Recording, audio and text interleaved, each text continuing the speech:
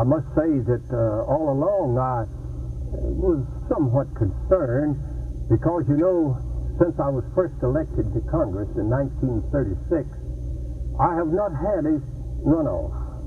I had one in 1936. There were 5 of us running and the seat was vacant, so I had a runoff. But I've run 12 times since that without a runoff, and I didn't want to break the record this time. So I was pleased. So this is the closest since 1936 you've come to a runoff. Would that be an indication that maybe you're not as popular as you used to be? No. I don't think that has anything to do with it. As a matter of fact, with 6 opponents in the Democratic primary and 4 in the Republican primary, all of whom were shooting at me, I thought I did pretty well to get a majority of the Democratic votes.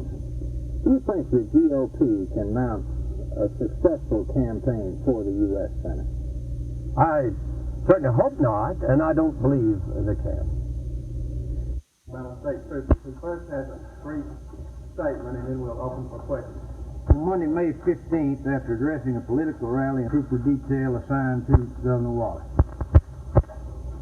Captain, were you surprised when the governor went into that crowd that day? No, sir. Why not?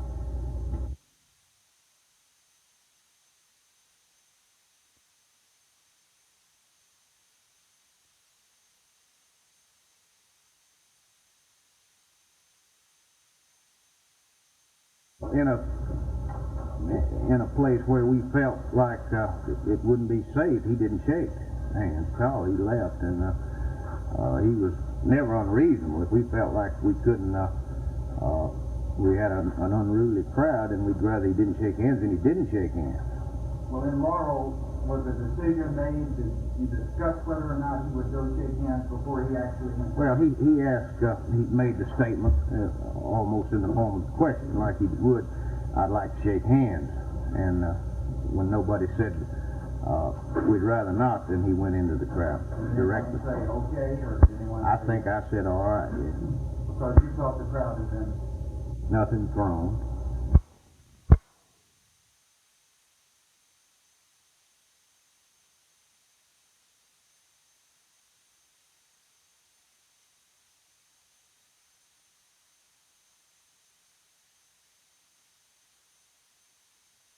He had autographed 2 pictures and shaken hands with about 3 people. But these people... So y'all had no tips, a person named Bremer or something? No, none In the whatsoever. past, have you had tips on people that have followed through? I supported gun control legislation that was passed a couple of years ago. Of course, that's law. Apparently, Senators Bayh and Kennedy feel that they ought to tighten it up, make it more strict. I don't know. The subcommittee has voted favorably for gun control legislation. The full committee has not yet voted on it. And I don't know what's coming out of that committee.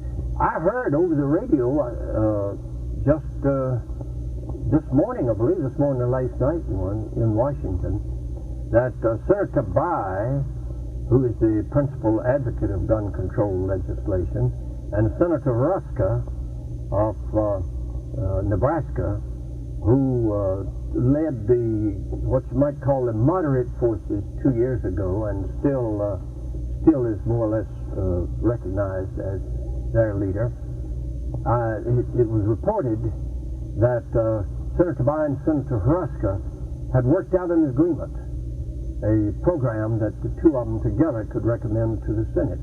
If that should happen, while I don't know what's in it, I should think that the Senate would act favorably on it.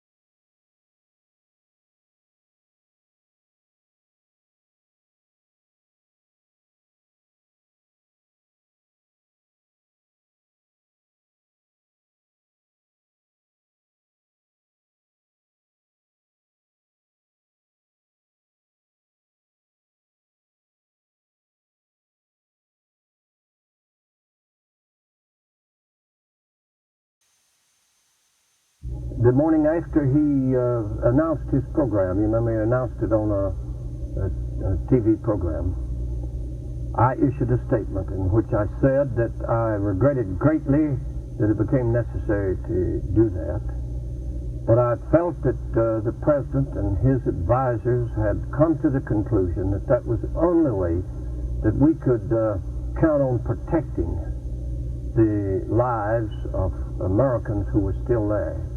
In fact, all along I've been afraid of what might happen when we got the number down to a very low figure, because they could be at the mercy of the North Vietnamese.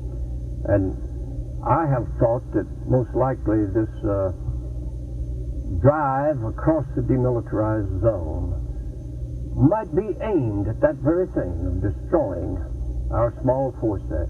The President and his advisors decided apparently that that was that what he was ordering was the only thing that could give them the maximum protection. And I said that it was fraught with danger, but I felt that we ought, as a united nation, stick behind the President, support him. We inherited that war with 550,000 troops there. We'll soon have less than 50,000. And our casualties have been reduced over 95%. And yet he has maintained the honor of this nation around the world. And some of these people that for political purposes are trying to divide this nation, and they have extended this war. I've been in Vietnam. I've heard Radio Hanoi, and I know what they've been doing. They've been keeping at this war in South Vietnam, hoping to divide this country, hoping that some of these people in the United States Senate represent the leadership of this nation and the people of this nation in an effort to get the President to give up in Vietnam and to sacrifice the 45,000 men that have given their lives down there. And I don't believe the people of this country are going to stand for it. So I support the President very strongly in what he's done. It's a tough decision, a tough problem. And I believe he needs all the help and support he can get. And I hope that all of the citizens of Alabama will let him know how they feel about it, because I believe they strongly support him. Is horse-riding first in the Bible to go into? Yeah, I think it's a matter of necessity now that they learn the latest techniques and methods of really caring and grooming for a man's head and hair, of course. And we have the concept of the daily shampooing, which is very important. And if you don't have the right haircut, you can't wash your hair daily and have it fall back naturally. So I think that the days of the old barber and the cutting the $2 haircuts are over with. And as time goes on, he's going to be forced to get more into styling all along. He must go along with the times. The current freeboom cut and similar styles, are those here to stay to your feel? Well, I think like anything else, today is what the styles, we're creating the styles for today, but the styles will change. And of course our method of cutting will change along with it. But right now I think a full, natural-looking head of hair is where it's really at. Now, what will you be doing in the seminar here in Montgomery? Well, we're having an educational seminar for barbers and four states who are coming in to learn the latest techniques of cutting the hair. Are you making hairstyles out of barbers? Is that what you're doing? That's exactly what we're trying to upgrade the profession by giving them something they don't already have and kind of update them and put a little more professionalism in the barber profession.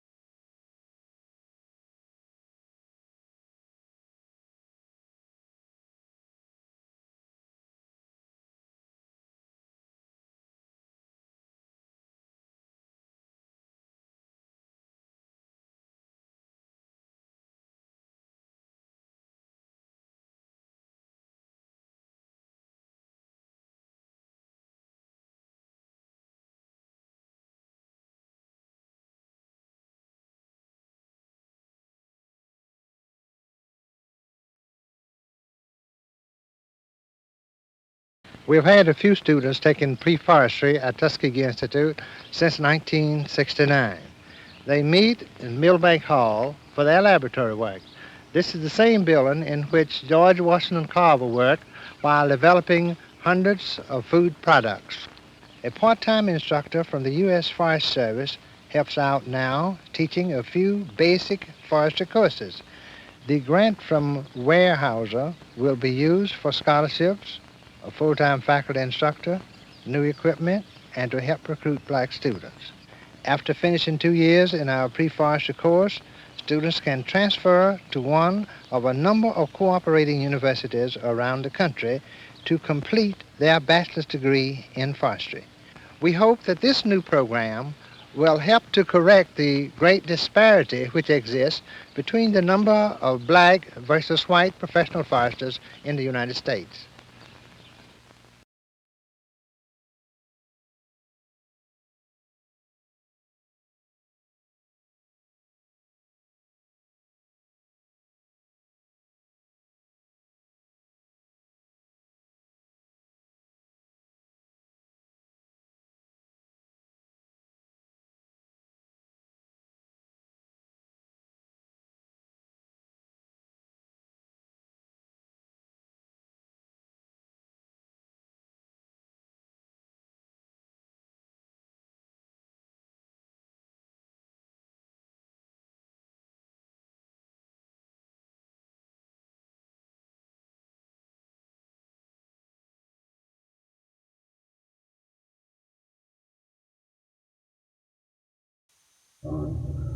Cruel human situation.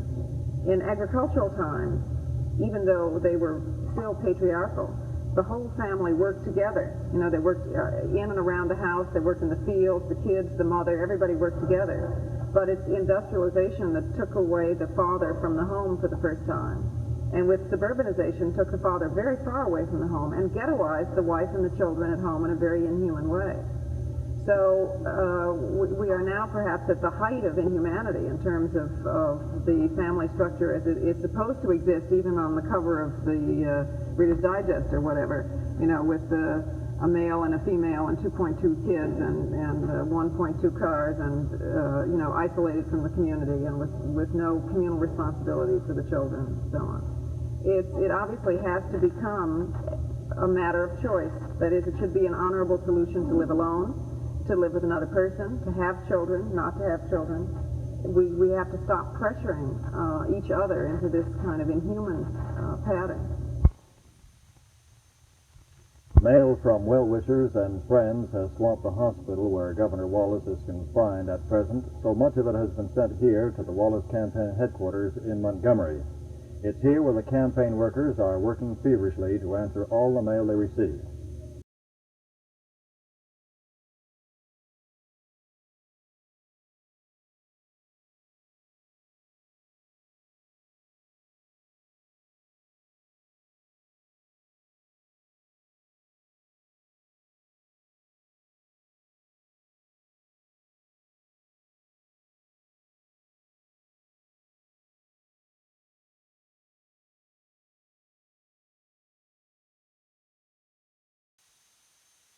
Then I have some here from Pompano Beach, Florida, from the first graders, and they have made these little cards with the flowers and all kinds of little trimmings, and most of them say, "I love you, Governor Wallace, get well soon." And this one says, "To the finest man living today, Governor Wallace. Dear Governor Wallace, while you were in office as our governor, you bossed us around. Now the shoe is on the other foot. Get well and get out there and win, Mr. President. Yours truly, Pam Spivey, Muscle Shoals, Alabama." And this is from the teacher addressed to Mrs. Wallace. Said, "I am sending these letters written by my second grade students, just as they were written. Please accept our deepest sympathy and prayers for a speedy recovery."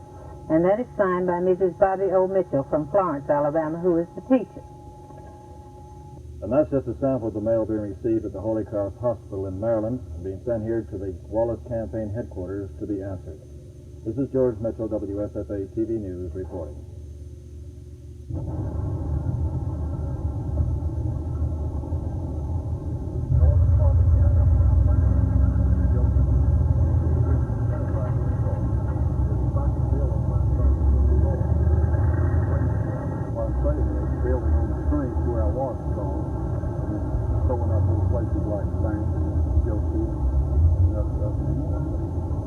got his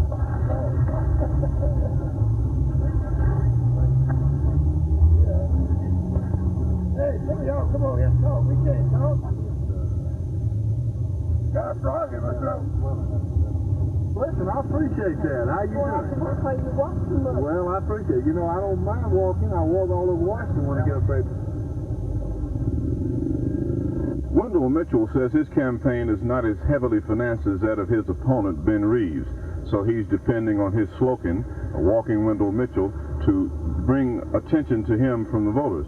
He's also depending on hometown support and help, with many hometown people traveling around with him on the campaign trail. Norman Lumpkin, WSFA TV News, with the Mitchell campaign in Troy, Alabama.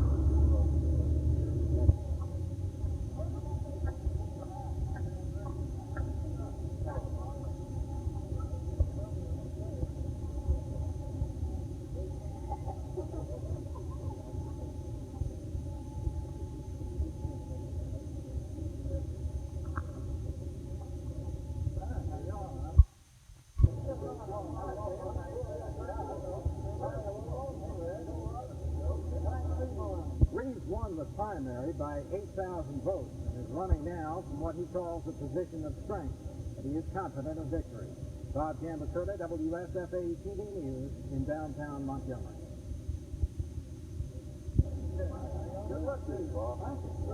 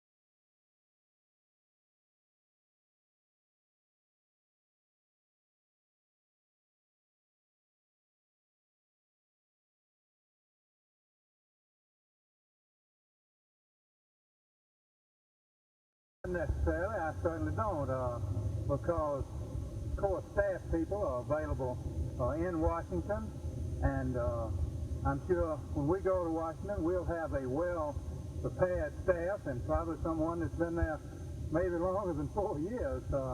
It's a matter of knowing how to do things and being aggressive and tough on the issues, and that's the kind of campaign we've run, and that's what we put to the people, and I'm glad that the majority of them went along with us, and we think that we'll make them a good congressman. Well, Mr. Reeves, my opponent has considerable more funds, Norman, to operate on than I have. You know, I'm more or less operating on a shoestring. I have no billboards. I have very limited literature to distribute. I just don't have the personal assets. Evidently, my opponent does, but I feel like that the people are behind me, Norman. I can't speak for him. I don't know what his organizational support is, but I've got the people behind me, and the people are going to elect me to Congress.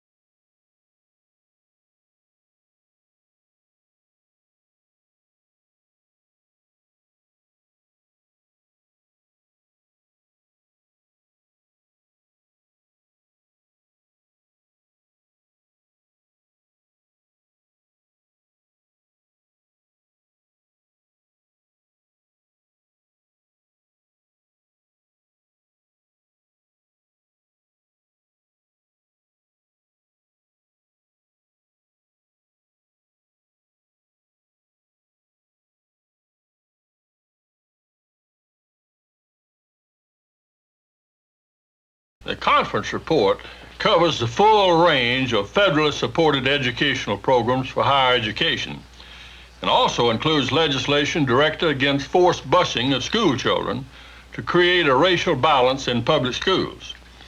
Whenever the people, North or South, get a taste of forced busing, they react the same way. Look at Michigan. And in New York, the legislature enacted a moratorium on forced busing, old and new, but Governor Rockefeller vetoed the bill. Provisions of the conference report are stronger against forced busing than the weak Senate provisions, but weaker than the House provisions, which were themselves too weak. While the conference report would be the most effective busing prohibition ever passed by Congress, the conferees can do better, and I want to see them try.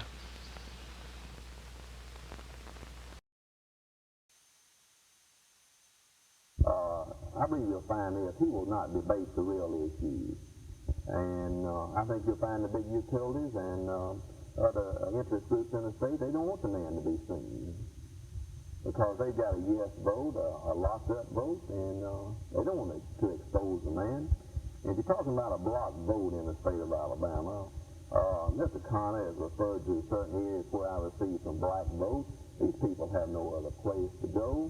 And I have working class of people with me. I have a fireman with me. Many people, the public safety department employees, junior college people, the youth vote on the campus. Jabbo Wagner made a statement in a rally in Walker County that they did not want the black vote, the youth vote, or the communist vote. Now, the age groups in the state of Alabama that use these phones more than any other group are between 16 and 21 years of age. I think most parents realize this. You've received the endorsement of a number of labor organizations. Also, you have just recently received the endorsement of some student groups at some of the universities. What are your views in regards to receiving such endorsements in your race? Yes, I received endorsements from certain labor groups across the state of Alabama. And remember, these are the people that Mr. Connor at one time had with him. These people are the people that are strong Wallace supporters, the hard hat boys that he refers to. I spoke recently to labor groups in Fairfield and Hensley and Tin Mill, and a racial mixed group running about 70% white. And when I got through making certain comments, such as this, I ended one speech and telling these people that Mr. Connor is reverted back to the same old issue that put him in office. He is trying to drag racism into this runoff to get people's mind off of the real issue. I said the thing that put him in office in the beginning, you study his entire record. If he can show me anything constructive, I will be glad to congratulate him on it. The thing that put him in the beginning was the racial issue. Instead of beating the black man over the head today, and putting the police dogs and the fire hose on the people in the streets of Birmingham, the only thing he's beating over the head is the people's pocketbooks.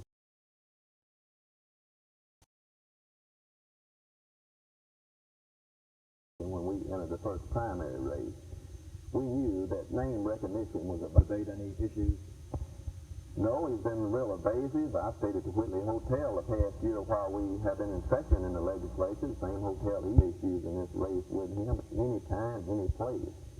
And this is the second most important office in the state of Alabama. There's more utility.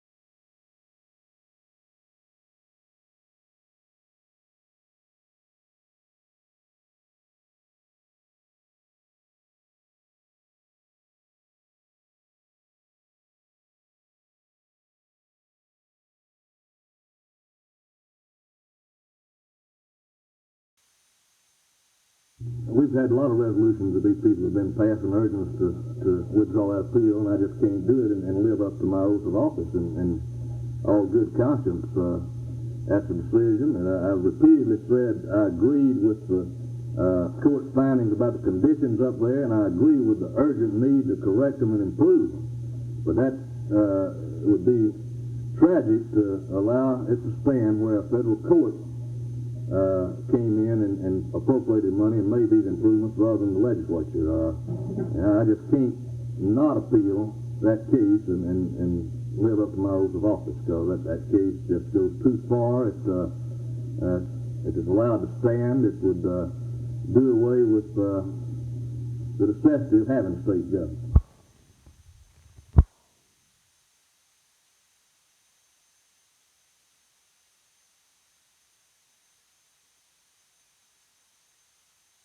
Next Tuesday, the people of Alabama will go to the polls for runoff election. It's a very important office that I don't think attracted enough interest among the voters.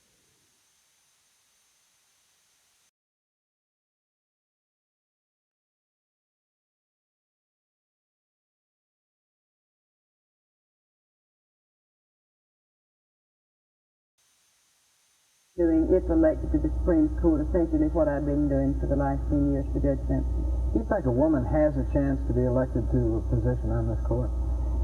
I certainly don't think that it's been a real handicap. After all, I started off in a 5-man race, so to speak, and I'm now run off with one. I'm very gratified at being in the runoff. In your platform, are you proposing any changes in the court, any changes in procedures, any changes in the way perhaps the court is structured? Well, of course, I have said all along that I am a strong advocate of the procedural reform measures which have been undertaken under Justice Harold Heffling since he's been there. And I think we're going to see some real procedural changes. I think they are long overdue. This state has not updated the appellate procedures in this state in over 100 years. And it's become too expensive and really ridiculous from the standpoint of a lawyer's time and the client's money to get a case decided on the merits. And if Justice Heffling is successful in his efforts, and I'm sure he will be, then we won't have that problem anymore.